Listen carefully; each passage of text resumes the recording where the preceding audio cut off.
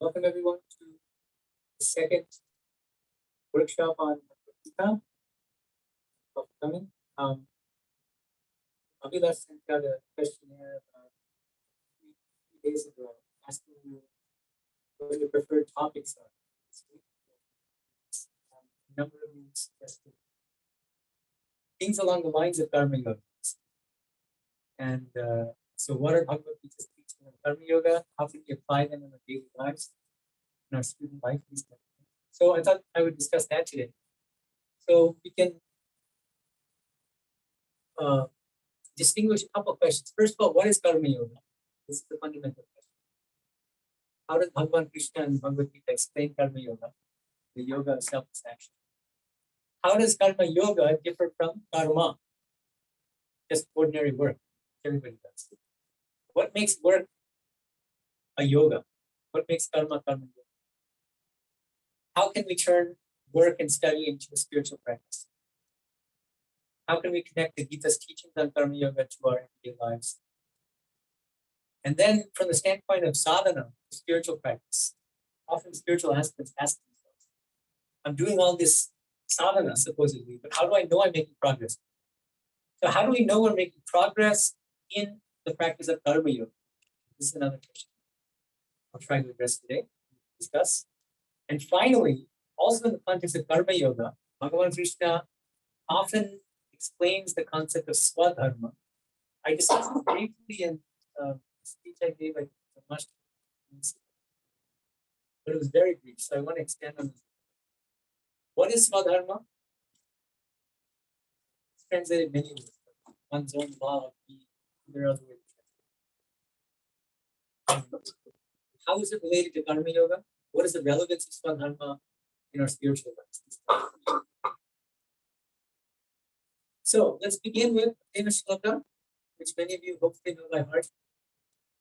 2.47, chapter 2, shloka 47. And you can use the app or some book on it. I suggested this. So you can go to chapter 2, shloka 47. Karmanye, anyone? Karmanye vadikaraste ma paleshu kadachana. Oh, so the first line is more memorable than the second. The second line is equally important. Ma karmapala hetu bhur ma te sangbos vakarman. It's a very profound verse in the Bhagavad Gita. Most of you got there. Almost. All right. Let's pause for a couple seconds. Let me begin explaining it. The first line most of you already know the meaning of. You have the right to action, but not to the fruits thereof, not to the fruits of it. This is the meaning of the first line. So one big question that most readers ask when they read Bhagavad Gita teaching the Karma Yoga is, but what does Bhagavan Krishna mean by fruits? There's not a simple answer to that. That's part of what we'll be discussing today. What are the fruits of our work, which we should not get attached to? But anyway, let's first go slowly. First line means you have the right to work, but not to the fruits of your work. Second line, which most of you have not memorized, but it's very important. Ma karma phala hetu bhu. Ma te sangaha tu akarman. Don't let the motive of your actions be a fruit. I want this, I want that. That should not be the motive of your actions. That's the first part of the second one. And then ma te sangaha tu akarman. If you break the sandhi, it becomes, don't become attached to akarman, laziness, to inaction. So this is the other danger.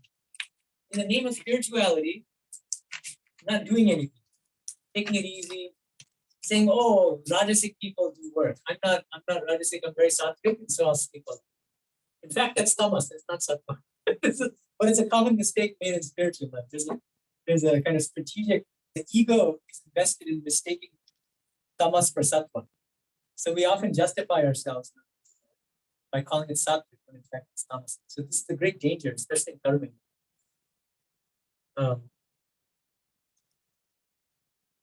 So now, you might ask, well, wait a minute. I'm doing something and I don't want the fruits of it. How will I have enthusiasm for the work? What will be my motivation? This is the difficult question. Right? One thing about the Bhagavad Gita is that it begins without bringing in bhakti, devotion. So chapter 2, where the shloka occurs, there's no reference to bhakti in this shloka or in other slokas in the second chapter. But just within a few verses, this idea, this theme of bhakti comes in, and that becomes the keynote, the dominant note of the entire Bhagavad Gita. It has 18 chapters, that's 700 verses. Chapter 2 has almost no mention of bhakti. Starting with chapter 3, you start finding references to bhakti. And you find Bhagavan Krishna explaining the art of Karma Yoga on the basis of bhakti. So to give you a good example of this, please look at 3rd chapter, 30th sloka, 3.30. Mai sarvani karmani. Actually, it might be better if you guys also repeat it. So please get to this sloka. So we don't go on. Although they're also probably trying. Okay, so 3.30 is the sloka we're discussing now. Is everyone there? I'll repeat one pada. Pada means quarter, and then you repeat. Mai sarvani karmani sanyasya chetasa nirashi nitmamo bhuva yukhyasva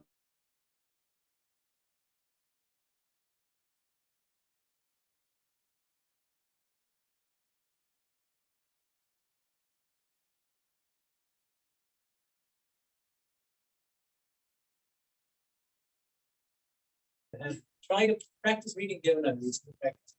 So you can read that text. Okay, so this shloka, it's a very, very important shloka. Here, Krishna is explaining Karma Yoga on the basis of bhakti. So what is he saying? He's saying, Mai, in me, or to me, Sarvani Karmani Sanyasya. Whatever you do, everything you do, give it to me, give it up to me. Adhyatma Chetasa, and you focus on your true spiritual nature, focus on your spiritual life, and think of God, think of Bhagavan Krishna. But whatever you do it not out of ego, but do it for me, Krishna said. That's the first line. Second line, Nirashi Nitmamo Bhutva Yutyasva Vigadajvara. So remember, we talked about this last week. The setting of this entire Bhagavad Gita is, what was the context? What was happening? Or about to happen? Yeah, there was a war, right? About to be a war.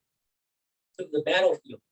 So here you get this battle idea. Yutyasva means fight. Krishna is saying fight because Arjuna is a warrior. Here it has both the literal meaning of fighting in the war, that because Krishna is telling him that he should fight in the war because he's on the right side of justice. And this is his Swadharma.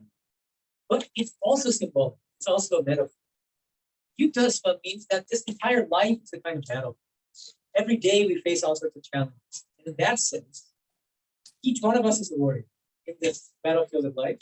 And in that sense, Bhagavan Krishna is saying, by whatever you do, if you give up the works to me and you focus on your spiritual life and think of God, what happens? You're able to fight this battlefield of life. But Vivekananda, again, this very beautiful metaphor. Jvaraha means fever. So devoid of fever, not that you're going to have 98.6 temperature Fahrenheit. Anyway, not that. The idea is that egoism itself is a kind of fever. There's a kind of feverishness. Worldliness is a kind of fever.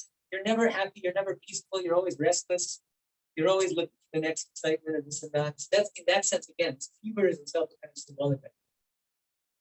So whatever we do, if we dedicate it to God, give it to God, we'll be able to fight this battlefield of life, devoid of the fever of egoism, nirashi nirmamo bhutva, without any expectations and desires, and without Mamaha, nimmamo, without this idea of me and mine. So why? Why is it that? So the idea is having cravings, desires, and expectations on the one hand, and being egoistic on the other are the twin sources of most of the suffering. If we can just remove those two things out of our work, the work itself becomes a joy because we're doing it for God and for our own spiritual love for humanity. But we're not doing it to inflate ourselves, pump ourselves up, right? So this is the basic idea. So now, coming back to this question that I raised earlier, this tricky question. Bhagavan Krishna says again and again, you should do whatever actions you're meant to do, whatever your duty is, but don't get attached to fruits. What are these fruits? Expectations. That's okay, good. What kind of expectations? So give me a concrete example. Appreciation for what they do. Yeah, good, exactly. I think that's one very good example. Name and fame, desire for name and fame. I want to do well in this work so that people will praise me. Any kind of, but that's one example. And there are many other. Can you think of other examples of fruits that you should not get attached? Material what? Yeah. For instance, money. Many people work themselves to death just to get more money. This is also not a very spiritual. That's not karma yoga, that's karma. Which does not mean that you should not work for a salary. It's not that. It's about the inner attitude. You can be working for a salary, but doing it as a service to God.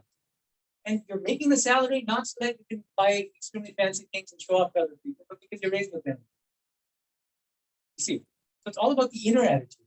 That's what needs to be transformed. Another fruit, which I think is a bit neglected, or it's not often mentioned, it's something I found, but which is very important. One fruit of work that we should not get attached to is success. Success as such. So in this context, please look at chapter 18, look at 26. This is a nice explanation of how we should engage in work, how not to get attached to the fruits of our work. Mukta Sangha. Are you there, everyone? Okay. So I'll say the first pada and then you. Mukta Sangho Nahampadi. Krityutsaha Samanpitaha. Siddhya Siddhyo Nirvikaraha.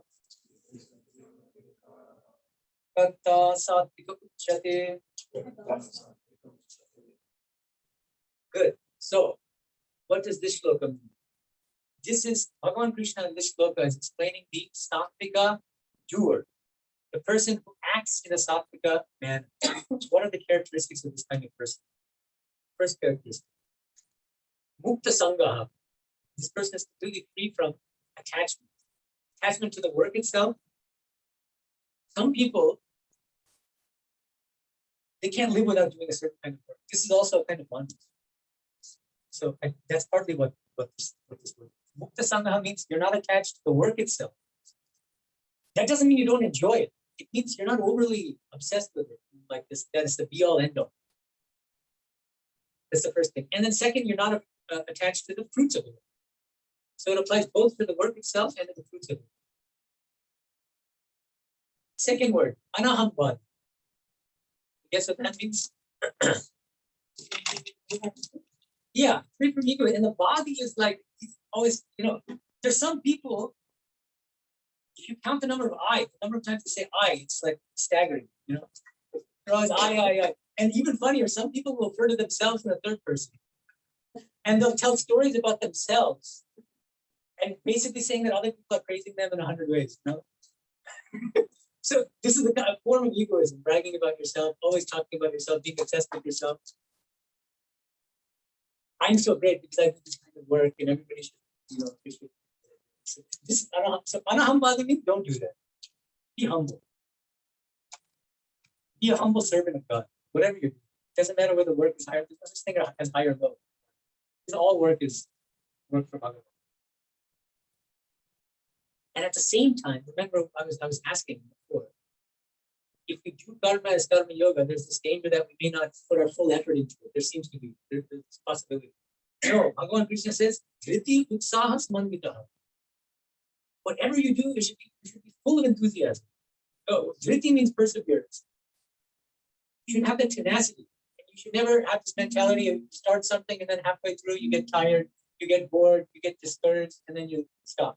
And then you move on to the next. No. Follow through whatever you do. That's Dhriti, it's perseverance. Stick to it to the very end. And utsaha, this is enthusiasm. Be enthusiastic. There's nothing wrong with enthusiasm, that's a very good thing. But you can be enthusiastic about the work without getting attached to it. This is the trick. This is the and then we get in the second line, the first word of the second line, we get to one of the main fruits of our work that we should not get attached to, which is not been mentioned. But siddhya siddhyo nirvikara should be equal in success or failure. This is one very concrete example of what it means not to get attached to the fruits of it. Whatever the work is, most people, ordinary people, they want to succeed in the work. It's natural, right? The karma yogi will do his or her best in the work and leave the rest. This is an expression that we use as monks in India. Maybe it's very common. Maybe even it's like the saying, I don't know. Do your best and leave the rest. Is that something everybody knows? Oh, I see. Okay. I heard it for the first time. So that's a very useful thing. This is the good encapsulation of karma yoga. You do your best. And don't be so obsessed about succeeding in it. Leave that to God. But you do your best on your part. Full of enthusiasm, full of perseverance. Do your best, and you leave the results. Whether you succeed or fail. You'll find that if you really maintain this attitude, work will become a joy. You'll be free of that feverishness that we talked about in chapter 3. You get that joy. That fever comes from, I have to get perfect marks on my exam. I have to do better than so-and-so. I have to, if I don't do well in the exam, then I won't get a job. And then my parents will be disappointed. How will I pay back my loans? You start, there's this whole chain of anxiety, worries and anxieties that just eat away at your soul. You won't sleep at night. That's the fever that Bhagavan Krishna is talking about. But if you have the attitude that my duty now is to be a student and as good a student as possible, and I'll do my best, and I'll be full of enthusiasm in my work. But in terms of results, in terms of success or failure, that I will. And let me pray to God that his or her will be done. And then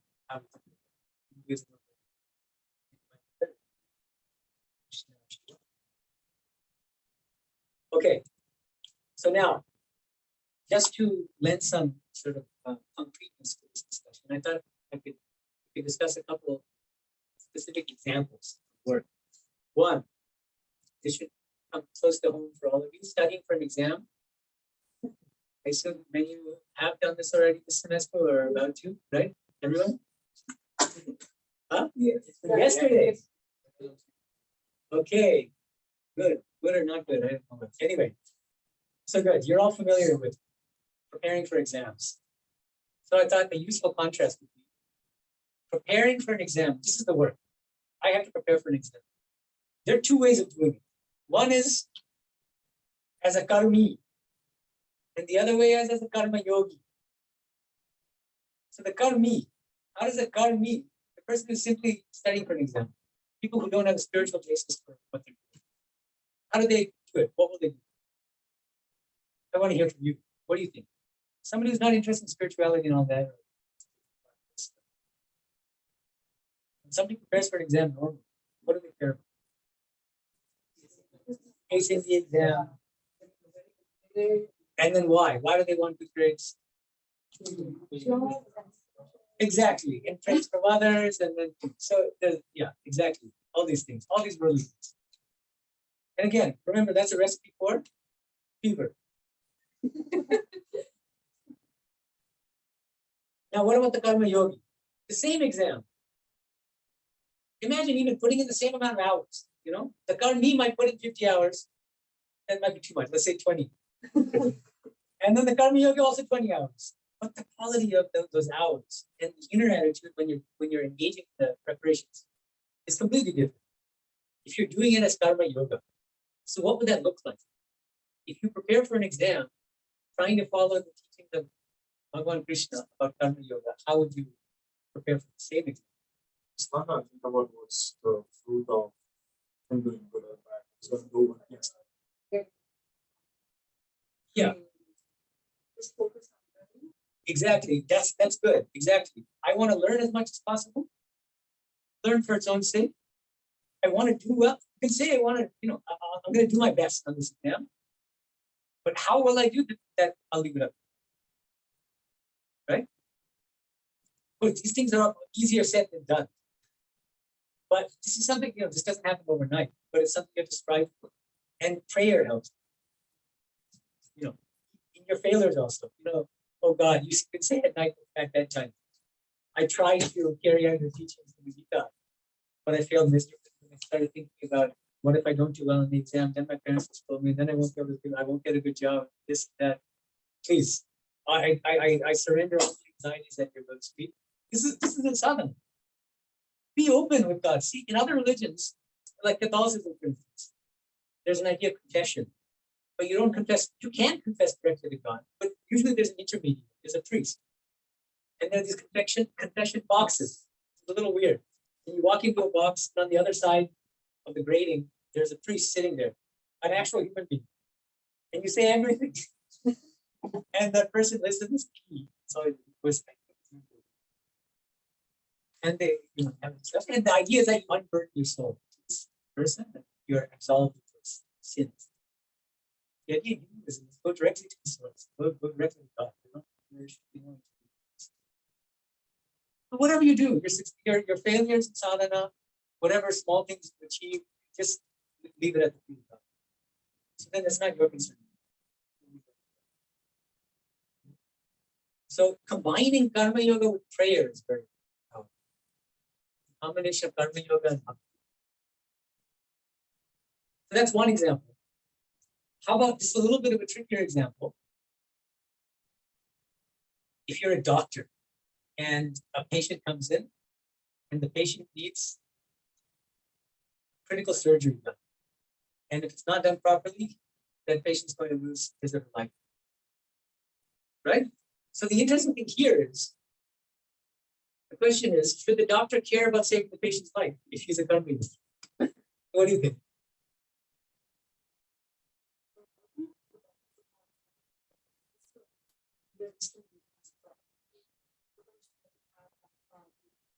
Save the person. So many other factors. But that the doctor will do his or her best, right? This is the idea. The doctor will do his best, take all his skills and work as hard as possible to save this patient's life. He'll still have, there's a difference between, every action has some aim. It should not be aimless actions. There should be an aim. The aim can be, I want to perform this surgery successfully so that the patient lives. This is perfectly fine. This doesn't go against karma yoga. The idea is, you shouldn't be coveting the fruits of it. You shouldn't be so obsessed with,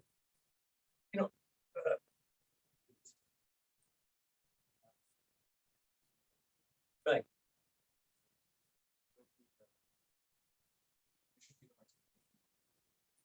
Yeah, you can say that. See, I'm doing this work with a certain aim in mind. But whether I fulfill that aim or not, whether I achieve that aim is up to God. But I'm going to do my best. Right? So the doctor, Ramakrishna would have this example. He would say that God laughed. God laughs two times. Once when two people are fighting over property. And one person says this property is mine, the other person says this property is mine. Because God laughs because all property is God's. This entire world is God's. It's the first time God laughs. The second time God laughs is when a doctor says, I saved so-and-so. Many doctors say this, but God laughs. Because doctors, human beings don't save anything. God alone saves. Saves you. Using people as his instruments. We're all just instruments of God. So if we try to maintain that in an attitude, we'll become less and less egoistic. Okay, so that was the first thing I wanted to discuss, which is what is karma yoga? How does it differ from karma? What are the fruits of work that we should not get attached to? Why is it helpful not to become attached to fruits of work? Now we know we won't suffer from this fever of ego. Right? And there are two other things I want to discuss. One is, how do we know we're making progress in karma yoga? And many great saints have discussed this, and they often distinguish three stages of progress. The first is give up the fruits of the work to come. And as I said, it's not a, it just doesn't happen overnight. It's a practice. And whenever you fail, whenever you find yourself thinking about the results of whatever you're doing, pray. Pray to God, admit your failures, your difficulties, your challenges, your worries to God. Go directly to God. And try again. The next day goes on. So that's kind of the first, the preliminary stage, the practice of karma yoga. After a certain point of maturity, you reach the second stage, which is that instead of just giving up the fruits of the work to God, you give up the work itself to God, the action itself. Remember that sloka 3, in chapter 3, the one that we read, Mayi sarvani karmani sanyasya adhyatmajit. Mayi sarvani karmani sanyasya. It's not saying give the fruits of the work to me. Give all the actions themselves. Whatever you do, give them up to me. So this is corresponding more to a bit of a more spiritually evolved stage in karma yoga. The work itself you do for God. It doesn't have to be puja, and you did a nice puja the other day. Any work can be done for God. You see? It's all about the inner attitude. There's another sloka in chapter 9 of Gita. Bhagavan Krishna says, Yat karoshi yadashnasti yat juhoshi dadasya yat tapasya kaunte tat pushpa madarpana. Whatever you do, anything, whatever you speak, whatever you offer that to me, and I will accept it. That's what bhakti yoga means. Not that only some things count as, as holy or as spiritual or as anything you can do, but do it with an inner attitude of doing it as a service to God. And then the work itself becomes a kind of worship. That's the other. So that's the second stage. First stage, give up the fruits of the work to God. Second stage, give up the work itself to God, the action. Oh, and before I move on to the third stage, one good practice to cultivate this, moving toward the second stage, is giving up the work to God. Before and after you engage in any kind of work, just preparing for an exam, right when you sit down, pray. Do a kind of prayer. Sometimes it helps to repeat some mantra, whatever you like, whatever you prefer, and say, Lord, I'm about to start preparing for this exam. Thy will be done. I'll try my best. And then at the end of the work, when you finish with the work, again, offer whatever you've done, whether that was a half hour or 2 hours, you offer it at the feet of God. But this practice is nice, doing it in the beginning and the end of the work that you engage in. And then slowly what happens is you start keeping up a kind of recollection, kind of unconscious recollection of God, even in the midst of it. This is a more advanced. If you've been given a mantra by a guru, you might find that the mantra itself is being repeated without you consciously having to try to repeat it. This is called ajapaja. Even in the midst of work. And another thing is there are different kinds of work, of course. Some are very intellectually intensive, brain intensive, like preparing for an exam. Other things require very little brain, like when you're cutting fruit, something like that, or driving a car. So you might find that some kinds of work, doing some kinds of work, it's easier to think of God, or to take repeat the mantra mentally than in other kinds. I've heard many times that because I'm an academic, I also I've faced the difficulties myself. You might find that when you're doing work that requires 90% of your brain, like high-level mathematics or this and that, your whole mind seems to be immersed in that. So where's the time to think of God? So that's okay. Don't worry so much about that. If you start thinking of God, trying to think of God while doing the mathematical equations, you might get the wrong results. So that's not the point. As I said, just before you start that work, pray to God and say, "Oh Lord, I'm doing this work for you." And at the end, offer what you did to God. But then slowly and inevitably, what happens is that there's a kind of undercurrent, a spiritual undercurrent that remains even in the midst of it. So that's another sign that finally, if you're doing karma yoga properly, by the grace of God. The culmination of Karma Yoga is that you no longer feel that you are doing it. You lose the sense of agency, of doership. Realize at this advanced stage of Karma Yoga that you're just an instrument. In chapter 18, Bhagavan Krishna says, he says that we're all just yantras, yantrarudhan. People foolishly think, ahankar vimudhatma kartaham iti mani. Deluded by egoism, we think we are kartas. We think we are doers. I'm doing this, I'm doing that, I'm so great because I did this. But we're doing nothing. We're all just instruments in the hands of God. And the highest stage of realization of Karma Yoga is realizing that we're just instruments. We're just humble servants. So these are the basic stages of progress of Karma Yoga. And the final topic I wanted to discuss is the concept of Swadharma. What is Swadharma? How is it related to Karma Yoga? Why is it relevant to us? So Swadharma, as I said, has been translated in many ways. Sri Aurobindo's preferred translation is our own law of being. In English, there are words that I think somewhat correspond to this. The word calling, you guys know what the word calling is. Something is my calling. What does that mean? What does it mean for something to be a calling? Yeah, it's something. It's a kind of work that it's not just work. It's something more than work. It's sort of something you're passionate about. Something that taps into something deep in your sense of self. You know, another word in English that's like calling is vocation. So both these things. The idea is that you feel called to a certain kind of work. You feel drawn towards a certain kind of work because it somehow fits with your nature. So please go to chapter 18, sloka 57, 18.57. This is where one of the many places where Bhagavan Krishna talks about Swadharma, what it means, why it's important. Shreyan Swadharmo Vigunaha. Shreyan Swadharmo Vigunaha 18.57. Don't? Is it the wrong one? Uh-oh.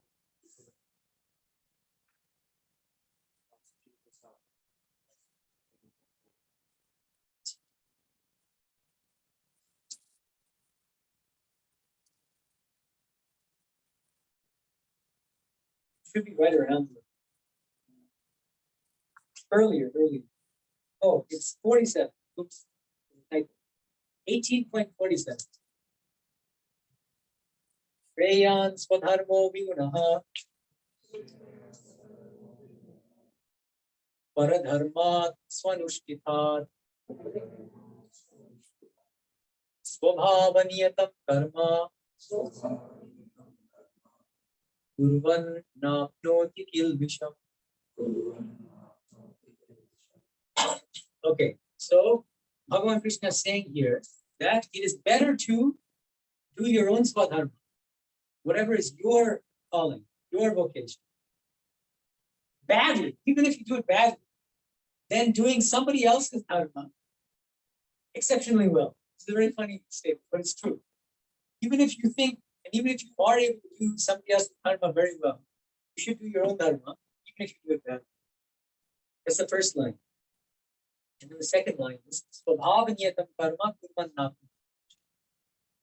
When you do the work that is in accordance with your inherent nature, you will make the maximal spiritual progress. You will not incur sin. So what is the deeper significance of this? The idea is too many people are obsessed with what other people think. This is one of the main reasons why people are feverish. Again, feverish in the symbolic sense. One of the main sources of fever is we're so obsessed with what Muslims think if I do this. Most people think it this way. And this is extremely detrimental in spiritual life. Not in worldly life and in spiritual life. Worldly life meaning in secular activity.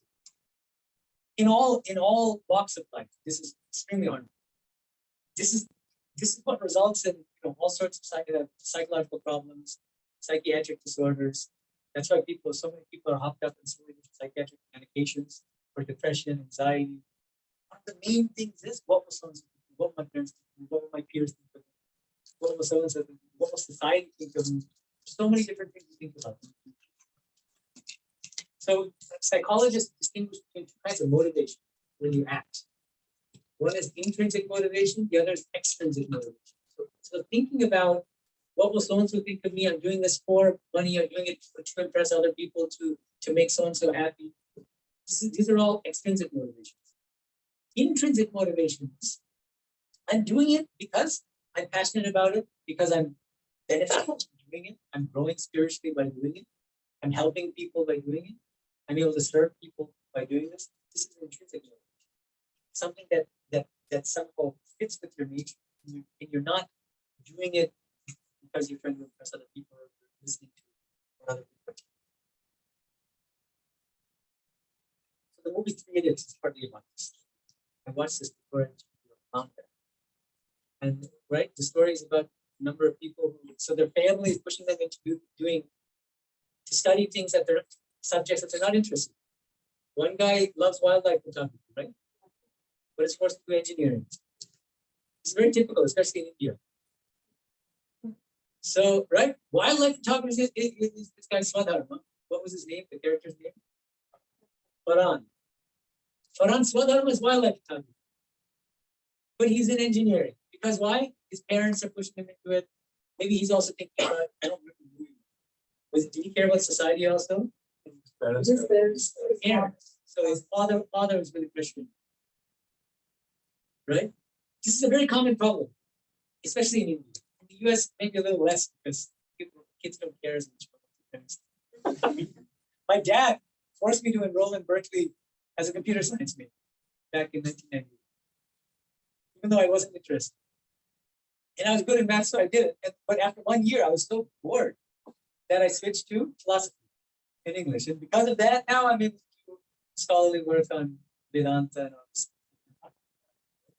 So once you find, and I was miserable before I finally got the courage to change my book and defy my father. And he was furious. But at some point you have to think about the higher purpose. So pleasing your parents is not a be-all. So then the next question is, how do you determine your Swadharma? So every university has a career counseling office. And somebody will sit with you and ask you, interview. What are your hobbies? What do you like to do? What are your strengths? What are your weaknesses? And on that basis, these experts can kind of give you some advice. Well, this set of careers might be good for you. You might explore these doctorate. But what is it based on? The idea is, in Bhagavad Gita, Bhagavan Krishna says, Swadharma is based on two fundamental things, guna and karma. Guna means your inherent qualities, your inherent tendencies. And karma means your behavior, your thoughts, your actions, your words, how you speak, how you behave, how you interact with others. So these career counselors are experts in sort of interpreting these things, figuring out what are your gunas and what is your karma, based on your behavior. But the Bhagavad Gita, long back, Bhagavan Krishna outlines these kinds of things. What are some of the different kinds of behavior, the kinds of actions, the kinds of inherent qualities that make you fall into one Swadharma rather than another? And you might think that the Swadharma in the Bhagavad Gita is based on this hereditary caste system. Brahmana, Kshatriya, Vaishya, Shudra, these 4 standard categories. But in Bhagavad Gita, you never find Bhagavan Krishna defining the caste in terms of heredity. You're not born into a caste. That's not the way that caste works in the Bhagavad Gita. In the original sense, caste is based on your own inherent qualities and your behavior.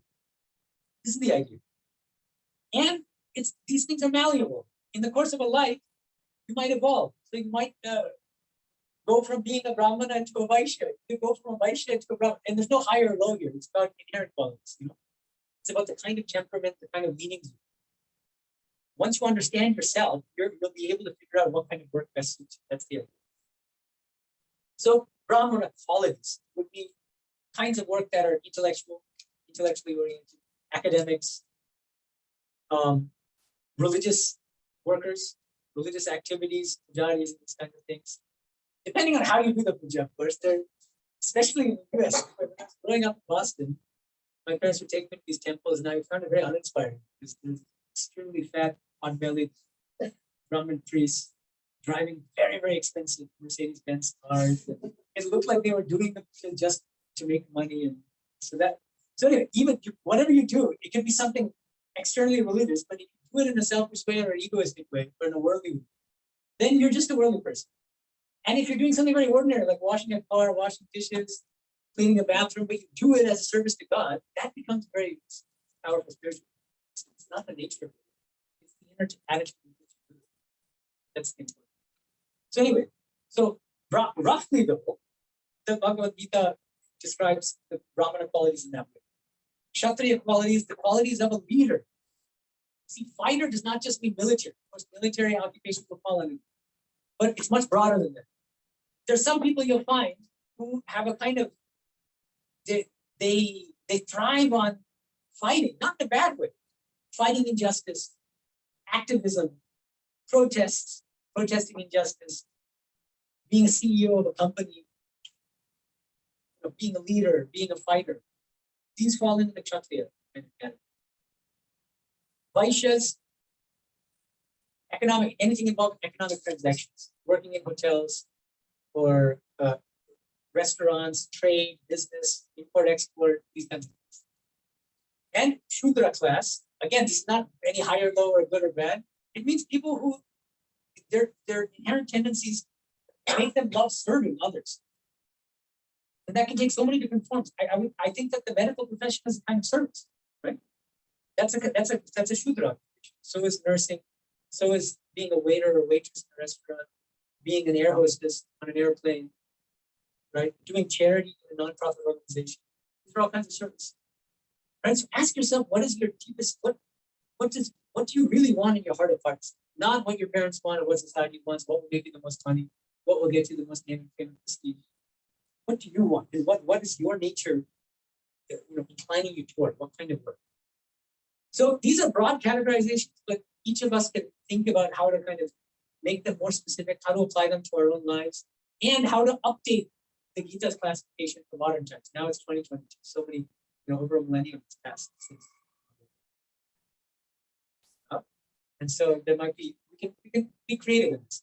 What is our Swadharma? What are the different categories?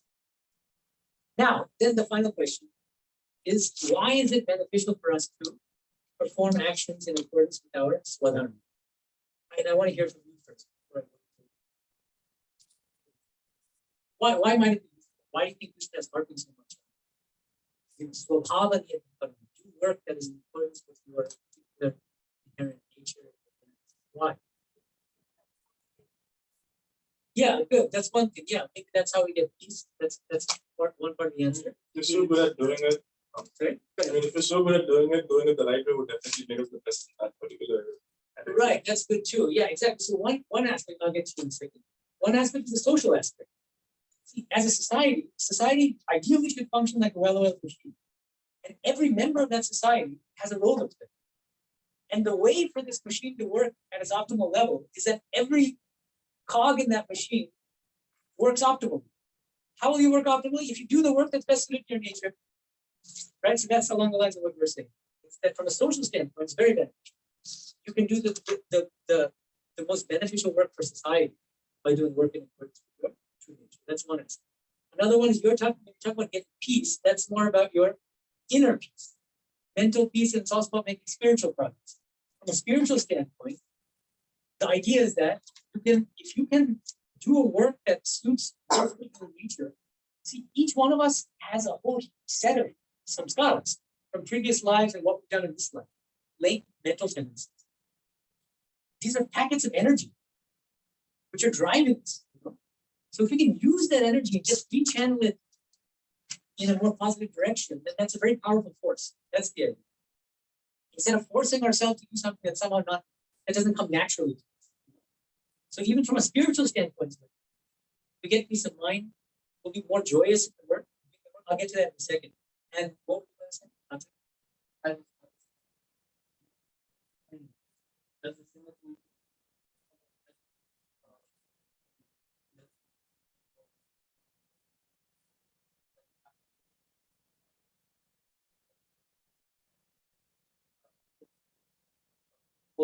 Absolutely, exactly. Synergy, yeah, exactly. This is a good segue into. I wanted to mention in this context of Swadharma, and the benefits of doing Swadharma. Some insights from recent positive psychology, this field within psychology, which focuses not on our mental disorders, depressed people, neurotic people, people, but quote unquote normal people, but how to make normal people as happy and joyous and as fulfilled as they can be. This is the emphasis on positive psychology. Focusing on positive mental states of psychology. And there's a very famous, passed away fairly recently, Mihai Csikszentmihalyi. It's a very, very complicated name. So he wrote a book called Flow, and he's famous for introducing the concept of positive psychology. And I'll just read out to you what flow means according to this psychologist. In positive psychology, flow state, also known colloquially as being in the zone, is the mental state in which a person performing some activity is fully immersed in a feeling of energized focus, full involvement, and enjoyment of the process of the activity. In essence, flow is characterized by the complete absorption in what one does and a resulting transformation in one's sense of time. You find that when you do something you love, you lose sense of time.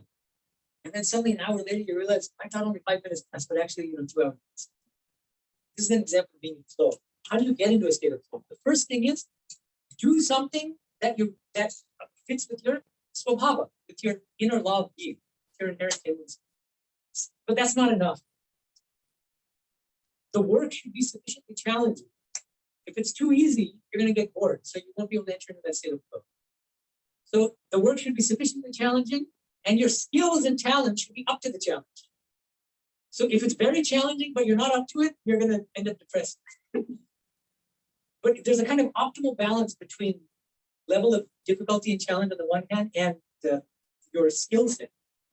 And there's this beautiful point, this nexus, when the two things work perfectly together, optimally. Then you enter the state of flow. And it becomes a very beautiful way of living. And you find this inner peace, and you can maximally benefit society also at the same time.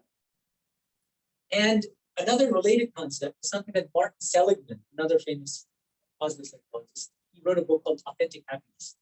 So the concept of flow is also connected with the concept of what he calls authentic happiness. There are many kinds of happiness, but there's inauthentic happiness, there's ordinary frivolous pleasures, and then there's authentic, deep happiness. What does it mean to be truly happy? And his main insight, the main thesis of this book, which I find very interesting and really thought-provoking, you should all think about this. Think about how it might connect to what Bhagavan Krishna is saying in the Gita. He's saying, and these are some quotations, authentic happiness comes from identifying and cultivating your most fundamental strengths and using them every day for work, love, play, energy. And in this regard, there's a useful website. I can give you the link. It's a small little questionnaire that basically asks different questions. How would you react to this kind of situation? And then it gives you in rank order what your 5 to 10 most signature strengths are. Signature strengths, your most fundamental strengths. And it's very useful. Some of them I was surprised. I took it myself. And it hadn't occurred to me that some of these things were kind of strengths. But once I thought about it, I said, you know what? Let me try to incorporate those in what I'm doing. So that's very useful, actually. So I'll give you that link to remind you if I forget. And I recommend that all of you do this. It's a useful way to gain insight into your own Swadharma, your own Swabhava, your own law of being. Once you can identify your signature strengths, you can then try to incorporate those strengths into your everyday practices, your work, how you interact with others, everything, in every walk of life. And let me read a couple more quotations. One more. Martin Seligman says, I do not believe that you should devote overly much effort to correcting your weaknesses. This is one of the older paradigms. If we're not good at something, let's spend all our energy trying to get better at that. This is one, he's saying don't. Not that you should never try to correct your weaknesses, not that, but focus most of your energy on cultivating your strengths. Then says, rather, I believe that the highest success in living and the deepest emotional satisfaction comes from building and using your signature strengths. I see this even in our monastic order. I find that their monks, they don't seem to be aware of their own best strengths, and they're trying to do something that they're not really suited for. But that's a recipe for unhappiness, even in any, whether it's a spiritual vocation or whatever you're doing. First, identify what your signature strengths are. Secondly, orient your life around those signature strengths so that you can further cultivate the strengths. This is the secret to authentic happiness. And I think this is what Bhagwan Krishna is talking about. And then one more nice statement of Seligman's. He says, the pleasant life, and he puts it in quotes, the pleasant life might be had by drinking champagne and driving a Porsche, but not the good life. The good life, as opposed to the pleasant.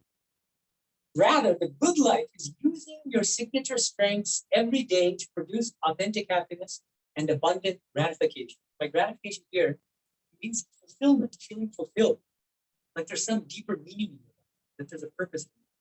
Then he says, this is something you can learn to do in each of the main realms of your life: work, love, and raising children. Even Bhagavad Gita, it's not a scripture just for monks. It's for everybody. Arjuna's on a battlefield. It's for everybody in every walk of life. That's the beauty of it. So on that note, it's now exactly 7:30, and I guess we can have a couple of minutes for questions. Yeah. That online questionnaire is very useful. And actually, other people, if you're, feedback from other people, friends, family. One thing is, some parents have other agendas, so even if they know something is not your strength, but they think that they'll impress their, friends if their child does this. So you can't always trust your parents, but friends are more trustworthy. Yeah. But no, I'm talking, it's called BIA character.org, BIA character/character.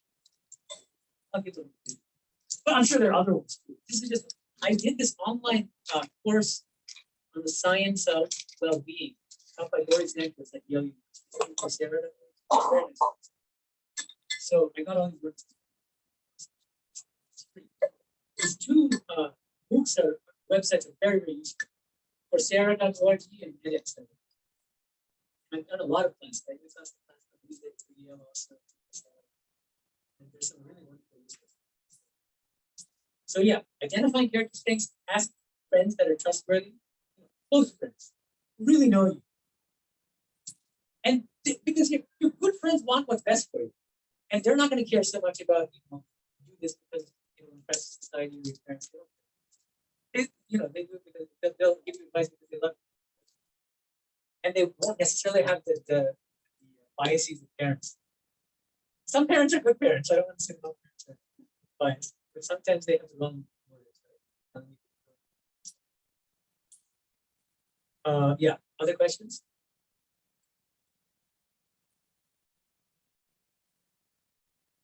Right. So I'll be coming next Friday again. So I'll be last. I think we may. Okay, that's okay. But we may ask you guys what would you like to talk about next week. So I'd love to get the feedback. That's very helpful. Okay.